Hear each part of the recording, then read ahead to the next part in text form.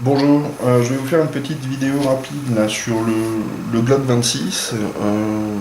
Plusieurs personnes ont déjà été étonnées de me voir avec une arme si petite pour mes grandes mains, parce que j'ai de grandes mains. J'ai pas d'éléments de comparaison. Voilà. Un Samsung Galaxy S3, pour ceux qui connaissent, bon, c'est un téléphone qui est assez grand. Voilà, j'ai de grandes mains. Voilà, c'est clair. Et malgré tout, cette arme, si petite soit-elle, est une excellente arme. Alors avant tout, hop, sécurité, l'arme est vide, pas de cartouche dans la chambre, pas de chargeur, c'est vide, on est en sécurité. Alors, le chargeur, 10 coups, est petit lui aussi comme l'arme, et il affleure de la crosse. La crosse est courte, on voit que quand on le prend en main, quand je le prends en main, je n'ai que 2 doigts dessus, le petit doigt est en dessous, d'accord? Mais c'est vraiment pas un problème. Avec ça, on a vraiment une bonne prise en main, il n'y a aucun souci, c'est vraiment très agréable, à une main comme à deux mains. Moi je trouve ça super agréable, c'est vraiment pas un problème, c'est une arme qui est très maniable, on va dire, on reprend assez vite la visée avec une visée assez courte comme ça. On est loin d'une arme de match, hein, c'est une arme à l'origine qui est une arme de défense, qui est faite pour être portée. Moi je ne l'ai pas acheté pour ça, parce que j'habite en France on ne porte pas d'armes, je l'ai acheté pour m'amuser au stand avec, parce que c'est vraiment super fun à tirer, sur des gongs, sur des quilles, même à 25 mètres sur C50, c'est super sympa. Malgré tout, pour améliorer la prise en main, j'ai ajouté, alors je sais pas si ça se voit, voilà, on voit un petit peu là, j'ai ajouté un grip, ici, c'est un grip un petit peu, c'est comme du grip de skateboard, voilà, c'est une sorte de papier de verre, voilà, qui passe bien sur les empreintes de doigts, derrière, sur les côtés. J'ai acheté ça sur blockpart.com, c'est pas très cher, alors malheureusement il faut payer le port, hein, parce que ça vient des États-Unis, donc c'est plus intéressant si on en achète plusieurs, parce que je crois que le port coûte à peu près aussi cher que le grip lui-même. Donc c'est intéressant d'en acheter plusieurs, de se mettre avec des potes qui ont des Glock et qui veulent aussi ce type de grip. Ça c'est vraiment super, ça c'est parmi les améliorations que j'ai apportées à cette arme, c'est celle je crois dont je pourrais vraiment plus me passer, quoi. Autant je peux tout remettre d'origine dessus, mais ça, le jour où je l'ai posé, j'ai l'impression d'avoir une nouvelle arme. C'est vraiment génial, c'est vraiment génial. Les modifications que j'ai apportées dessus, bon alors à l'intérieur j'ai mis un connecteur moins, donc 2,5 kg. C'est sympa, c'est bien, ça change pas non plus la vie parce que ça reste un départ de Glock, mais c'est bien. J'ai changé les organes de visée, j'ai laissé des organes fixes.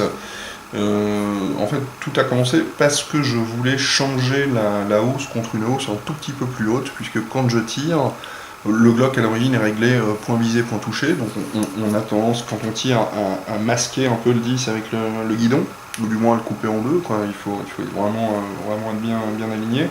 Moi j'aime bien voir ce que je tire, j'aime bien voir le 10 quand je le tire, j'aime bien voir le gong quand je le tire. Donc j'ai mis, la hausse d'origine elle est à 6 mm,5 mm. Moi j'ai mis une hausse, elle fait 6,9, c'est le modèle juste au-dessus.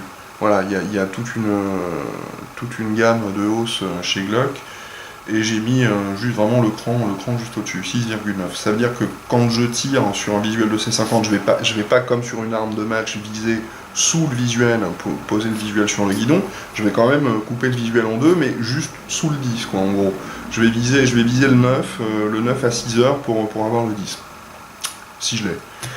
Voilà, moi je préfère. Bon, alors du coup, comme j'ai changé la hausse, je l'ai prise métallique, et du coup j'ai changé le guidon pour mettre un guidon métallique aussi. Le guidon, bien entendu, est toujours à la taille d'origine, sinon monter la hausse ça n'aurait aucun effet. Si on monte la hausse et le guidon, forcément on tire au même endroit.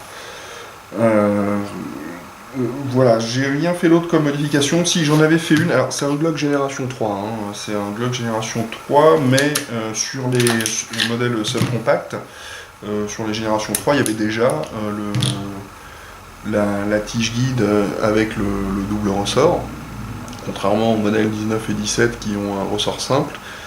Et j'avais mis un kit DPM, il est là. Voilà, le kit DPM, c'est vachement sympa, c'est putain, dégueulasse. C'est vachement sympa, mais le truc c'est que sur le 26, pas sur les autres modèles, mais sur le 26, vu que le ressort est un peu plus long, il y a un petit bushing là comme ça à mettre au bout. Je vous montre ce que ça donne. Et du coup je l'ai enlevé parce que pour des raisons esthétiques je préfère. Voilà, ça fait ça.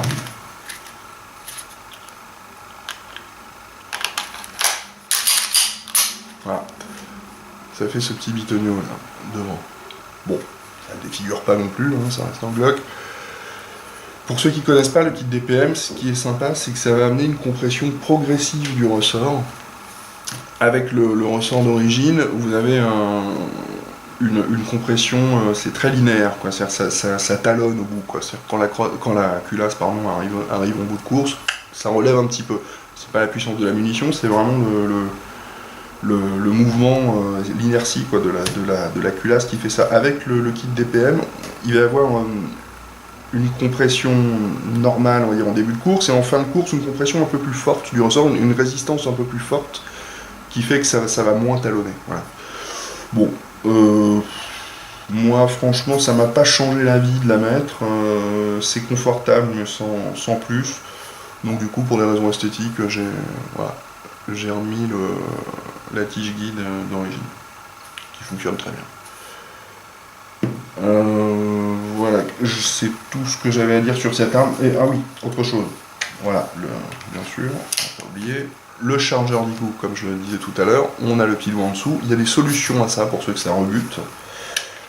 La première solution, c'est une petite extension, ça c'est un chargeur Glock 26, aussi 10 coups, avec une extension là en bas, de 2 cartouches, donc c'est 12 coups.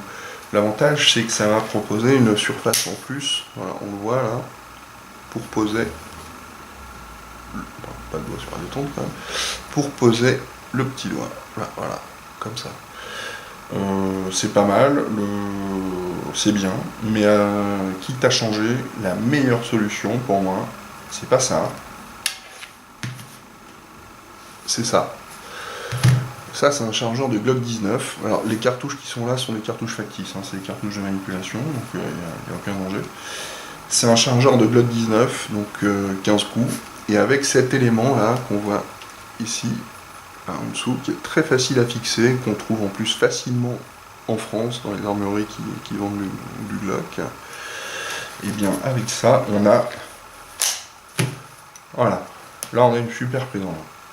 Là c'est vraiment génial. Alors là, on oublie qu'on a un subcompact dans les mains. On a l'impression d'avoir une arme relativement compacte, mais tout à fait normale. Là on a une super prise en main. Meilleure que sur un Glock 19 je trouve, parce qu'il y a cette bosse ici, là, qu'on ne trouve pas, je trouve, qui est moins marquée sur les Glock 19, qui moi me convient parfaitement. J'ai une super prise en main avec ça, j'aime beaucoup. Mais je suis aussi très à l'aise avec le chargeur d'origine du Glock 26. Donc voilà, le but de cette vidéo c'est de vous dire, même si vous avez de grandes mains, eh bien le Glock 26 ça reste une très très très bonne arme qui peut être parfaitement utilisée par des tireurs à grande paluche. Il n'y a pas de problème. Moi ça marche super bien. Si vous avez l'occasion d'en essayer un, faites-le, je suis sûr que vous serez convaincu.